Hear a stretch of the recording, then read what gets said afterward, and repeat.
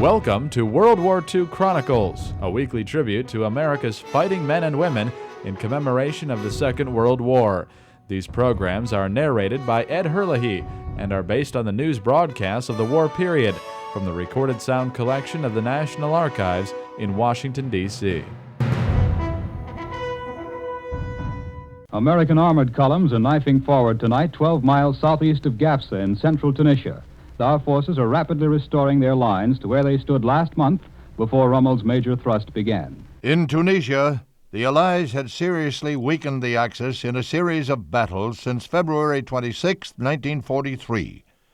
By the last week in March, they were preparing for the final offensive. The reports we have heard from North Africa indicate that the supreme fight is on to dislodge the Axis forces from that continent. On April 7th, United States forces in the east and the British Eighth Army coming from the west rendezvoused near Gafsa. The American forces in southern Tunisia have joined with the Eighth Army. Now an unbroken line of Allied soldiers surrounds the Axis forces of von Arnhem and Rommel. Axis armies in Tunisia are fleeing toward Tunis and Bizerte. After overpowering fierce German counterattacks, the Americans captured Bizerte on May 7th. Almost at the same hour, armored forces of the British First Army rolled into the Tunisian capital after crushing the enemy's last desperate attempts to stop them right on the edge of town. Tunis and Bizerte have fallen, and with these two bastions of Axis resistance, prisoners counted in the tens of thousands fall to the victors. High officers, including Colonel General von Arnhem and 11 other generals. Thousands upon thousands of Italian and German troops lay down their arms and surrender.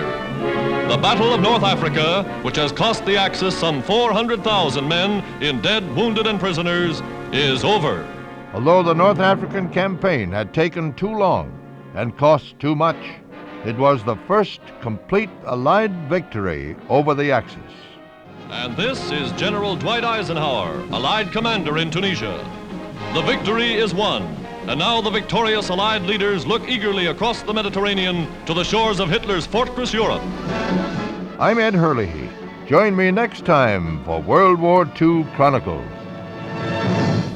World War II Chronicles was produced by the American Veterans Center and Radio America in cooperation with the National Archives.